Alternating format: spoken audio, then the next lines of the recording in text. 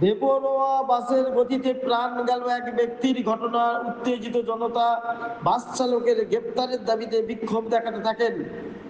বুধবার সকালে ঘটনাটি ঘটে বোলপুর শান্তিনিকেতনের রাস্তায়। মৃতের নাম দেবা রায়, বয়স 48 বছর। তার বাড়ি 9 নম্বর ওয়ার্ডে। স্থানীয় সূত্রে জানা গিয়েছে, নতুনহাট থেকে বোলপুর রুটের একটি বেসরকারি বাস এদিন বোলপুর থেকে নতুনহাটের দিকে যাচ্ছিল। সেই সময় ওই ব্যক্তি সাইকেল দিয়ে রাস্তা পার হতে যাচ্ছিলেন। তখনই পিছন থেকে বাসটি নিয়ন্ত্রণ হারিয়ে ধাক্কা মারে। বাসের চাকা দিয়ে পিষ্ট হয়ে মৃত্যু হয় তার। এরপরই উত্তেজিত জনতা বিক্ষোভ দেখাতে থাকেন। পরিস্থিতি নিয়ন্ত্রণে আনতে বোলপুর থানার পুলিশ ঘটনাস্থলে এসে পৌঁছায়।